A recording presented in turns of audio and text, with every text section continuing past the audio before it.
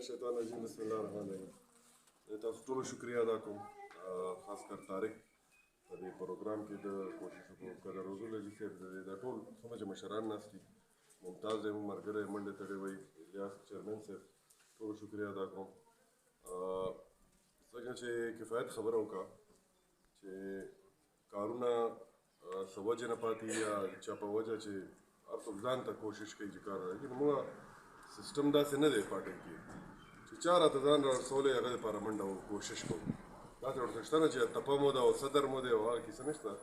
نو انشاءالله چې رابطه جوړه شي نو چې کومې مسلې لږې ډېرې پاتې به انشاءالله سر ته رسوو. د دې وخت کې چې کوم حالات دي او موږ باندې خلک اعتماد کوي او د موږ ملګري چا سره لاړ شي او خبره کوي او کنوینس کوي چې پارټۍ ته شامل شي، نو هغه فخر سره او اوچتو سترګو سره خبره کولی شي، ځکه چې موږ کارونه کړي دي او دا ووټ خلک کار او خدمت دپاره ورکوي. نو کارونه ښکاري دې وجې نه خلک راځي او تمه ساتي موږ نه. نو په دغه وجه چې څوک یو ځل ایم پي اے ایم این اے پاتې شي نو هغه نه خلک تښتي بیا، ځکه چې هغه رابطه یې چاني خلکو سره او ووټ والي او بیا غیب شي. موږ خو کالو سره غمخواه دي، هر څه هر ځای کې موجود هم یو او کارونه هم کړي، په دغه وجه خلک راباندې اعتماد کوي. او وخت سره سره د پارټي دومره وسیع شو پھیلاو شو چې په نوښار کې خاص کر زه خبره کوم چې په دې لږه موده کې دومره خلکو نوي شمولیت یې وکړي او دا پارټي ډېره درنه شو ماشاءالله، خاص کر دې صوبایي حلقه کې خلیق په صوبایي حلقه کې. نو انشاءالله کامیابي به الله تعالی راکوي تاسو په منډه باندې. ما یقین دی چې دې وخت کې کوم ملک کې حالات جوړ دي، د ملک عوام یو طرف ته ولاړ دي او دا ټولې پارټیانې بل طرف ته دي. ملک عوام ټول عمران خان سره ولاړ دي، په یو وجه ولاړ دي. عمران خان هم خلک دا امید ساتي، تمه ساتي چې کېدای شي غنا شي او وزیر اعظم شي، نو د ملک دا حالات بهترۍ طرف ته لاړ شي. ځکه چې په دې تېرو 11 میاشتو کې چې څه وشول د ملک سره، هغې باندې ډېر افسوس راځي، ځکه چې دا ټولې پارټیانې څنګه چې خلیق ووایي چې دې وخت کې ټولې پارټیانې په وفاقي حکومت کې ناستې دي، ټول یو ځای دي. او په 11 میاشتو کې که تاسو ګورئ د اپریل 2022 کې موږ وفاق نه استعفې ورکړې، اوسه پورې په دې کلو کې تاسو کارونه ولاړ دي، هېڅ کار ونه شو. بجلی، ګیس، نور ترقیاتي کارونه. وجه دا ده چې هغه پارټیان خو دې ته نه وي ناست چې دلته څه فنډونه راوړي، ځکه چې په دې کلو کې په دې علاقه کې هم د هغه پارټیانو نمایندګان شته دی. هغه اوس حکومت کې دي، وفاق نه فنډ خو راوړی شي که نه، هغه دې ته نه دي راغلي دغه پارټیانې چې فنډونه راوړي یا تاسو مسلې حل کړي یا کارونه. هغه مقصد صرف او صرف دغه و چې څنګه خلیق وایي چې 1500 ارب روپو کیسونه په دې په لیډرانو او دغه کوشش کوي چې په اسمبلی کې داسې قانون سازي وکړي چې دې غلاګانو کې دی بری شي. نو عدالتونو ته چې کیس دی اوس هغه ځي، داسې قانون سازي شوي ده چې هغه اختیار نه دی او عدالت کیس واپس کړي او هغه بری شي. نو سلسله دغسې روانه ده او ملک حالات هم ډېر نازک دي. دې وخت کې الله دې خیر کوي، په دې ملک باندې خدای رحم وکړي. دغه دوا به غواړو، ځکه چې دا کومه ګراني راغلي ده او کم حالات دي، نو دا ملک تباهي طرف ته روان دی. کارونو سوچ خو به هلکه وو چې دا ملک بچ شي. او یو خبره دا هم ده چې تاسو به دا وایي چې میاشت دوه مخکې خلیق صوبه کې خو و که نه، نو ولې کارونه بند وو؟ دا کارونه ځکه بند وو چې دا پیسې صوبو ته وفاق نه راځي خپله حصه. صوبو خو ریونیو ډېره کمه وي خپل آمدن چې کوم دی. نو وفاق کې چې کله اپریل نه دا ناستې دا پارټیانې، هغې نه پس دی پنجاب او پښتونخوا صوبې باندې خپله حصه بنده کړې ده، فنډ یې نه ورکول. 150 ارب روپۍ یې دواړو صوبو هغه یې ساري کړې دي او خزانه کې پیسې شته هم نه. حقیقت هم دا دی چې کله تحریک انصاف حکومت ختمېدو خزانه کې 22 ارب ډالر پرتې دي، اوس 3.8 دي که څه دغسې ارب ډالر دي. نو مسله دا ده چې ملک حالات ډېر خطرناک حد ته رسېدلي دي. الله دې په موږ رحم کوي، ځکه چې که دا حالات نور هم دا چې کوم بیا اګریمنټ وشو ایم ایف سره کېدو واله دی، دې نه پس نوره ګراني به راځي. تاسو به اورئ شهباز شریف دغه خبره کوي چې نوره ګراني به راځي او هغې ته ځان تیار کوي. دا چې کوم حالات جوړ دي، بجلی، ګیس، پټرول، ډیزل او بازار کې چې کومه ګراني ده، دا موږ برداشت نه اوس بار ده. دې څه لاره به بستر وړي. عمران خان چې خبره کوي چې عام انتخابات پکار دي په دې ملک کې، نو هغې وجه دا ده چې پرون هم تاسو اورېدلي عمران خان تقریر کې دا خبره وکړو چې یو 15 کالو حکومتي مستحکم حکومتي هغه څه پالیسي ورکړي، هغې چا سره باتچیت کولی شي. دې وخت کې چې کوم حکومت پاکستان کې دی خو نن لاړو یا سبا لاړو په دغه خبره کې پروت دی. نو انشاءالله موږ دا امید د عمران خان نه کوو، هغه ایمانداره سړی دی، ملک سره مینه همدردي شته، ملک دپاره کوشش کوي، دومره سخت یې هغه برداشت کوي، لګیا دی. دا اوس هم پولیس په زمان پارک کې موجود دی او دروغو کیسونه او کله څه او کله څه جوړوي او سختیانو ته ولاړ دی. تښتي هم نه دی ملک نه. نور لیډران خو چې معمولي څه بیماري هم پرې راشي نو دروغو بیماریانو کې هم دی تښتېدلي. نو خبره دا ده چې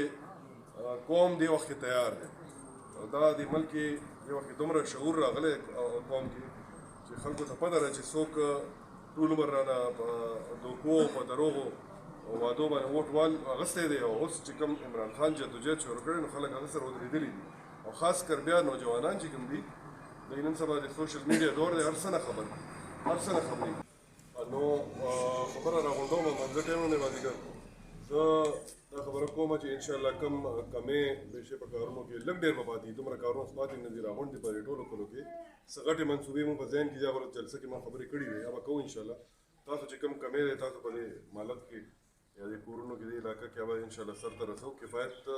په موقع باندې که کلي کې موجود وي موږ به رابطه تا سره څنګه چې ممتاز سره ده یا اختر حسین جي سره ده یا نورو ملګرو سره چې دلته وي نو تاسو سره موږ ډایرکټ رابطه جوړو انشاءالله امید مو دی چې په صوبه کې اکثریت سره طریق انصاف را روان دی او که خیر امید مو دام دی چې خټک صاحب انشاءالله دوباره وزیر اعلی او چې هغه رالو نو بیا موږ د نوښار د مسلې دوه درېو کالو کې راغونډېدو قابل دي خو یو شرط دی چې د ملک د حالات ټیک شول که د ملک حالات دغسې رواني او خزانه کې پیسې نه ترقیاتي کارونه کېږي ما خو دا شک دی چې کېدای شي چې داسې حالات خدای دې نه راولي چې سرکاري چې کوم ملازمین دي هغوی تنخواګانې بیا حکومتونه نه شي ورکولی دغه ډیفالټ کېدو خطره ده دې ملک ته الله دې موږ د خټو نه او د عذاب نه وباسي الله نه دعا کولی شو امید مو د عمران خان نه په دغه دی چې هغه یو ایماندار سړی دی او ملک دپاره کوشش کوي هغه غواړي چې دا ملک خپل پالیسي خپله جوړوي په خپل سوچ باندې دغه عمل کوو او بیګام هغه دوه درې خبرې وکړي چې د ملک آمدن په دې زیاتېدی شي چې د ملک ته سرمایه کاري راشي ټوریزم دلته زیات شي دلته څوک پیسه ولګوي نو او د دې ایکسپورټ چې کوم برآمدات یا زیات شي نو دغه واحد حل دی بل خو شته نه موږ ته څوک قرضونه خو ټول عمر موږ اخلو خو هسې خو څوک پیسې نه راکوي چې قرض راکوي نو راباندې شرایط کېږي چې ټیکس به لګي بجلي ګرانېږي پټرول ډیزل ګرانېږي نو دغه دوه درې څیزونه دي که د ملک کې دغه طریقه دې ته ماحول جوړ شو چې سرمایه کاري راځي دلته ټوریزم زیات شي اوس تاسو سوچو کې چې ملیشیا په یورپ کې د دوبۍ کې دی زیات آمدن د ټوریزم نه دی او موږ سره دومره ښې علاقې دي ناردن ایریاز دي او تاریخي مقامات هم دي هغې نه ډېر زیات پیسه موږ جوړولی شو او هغه علاقې چې آباد دي نه کې هغې طرف ته سوچ ونه کړو نو ډېر څیزونه دي چې هغه په پالیسۍ کې شامل دي انشاءالله هغې باندې به عمل امید ساتو چې عمل به کوي او د عمل په بهترۍ طرف ته بوځو چې د قرضو نه خلاص شو چې د سبا موږ بیا دوباره چې کوم نوي حکومتونه راځي او نورې قرضې اخلو نو دا ملک بیا نشي وتی دې حالاتو نه چې قرضو نه خلاص شو او خپل آمدن زیات کړو په دې ملک کې نو هله به دا حالات دغه مو امید دی انشاءالله زه تاسو شکریا ادا کوم قدر به هم کوو انشاءالله عزت به هم درکوو او مسلې به هم حل کوو انشاءالله دا مو ذمهواري ده موږ چاله پټیږو نه دروغ وعدې هم نه کول غواړو چې کوم کار کېږي ورته وایو چې کېږي چې کوم نه کېږي صفا انکاري دا ملګري ناست دا پوه دي موږ صفا انکار کوو که نه حاجي اکبر چې نه کېږي صفا ورته وایي حاجي اکبر خبرې خفه نه شي دی او چې هغه کوم کس یې دروغ دی کړی را کړی چې نن راشو سبا راشو داسې به وکړم نو هغه هسې دوکه کوي اوسو کې اوبو بوتللي هغه کار مونږ کول نه غواړو چې تاسو وکړو چې کوم کار کېږي صفایي کې خپل وینا کو کوشش کو چې کوم نه کېږي هغه کې ملګری پوه کړو چې دې کې دا رکاوټ دی چېرته تاسو پوه نه قانوني رکاوټ وي کوم ځای کې مونږ معلوماتو په خپله نه پوهېږو پته راته لګي خبرې رانه ډېرېږي ما ته وختي هم دی چې ته چې خبرې شروع کړې او درېږي نه الله دې خیر کوي الله دې په ملک باندې رحم وکړي دغه دعا غواړي انشاءالله دا یو ځای مزل به کوو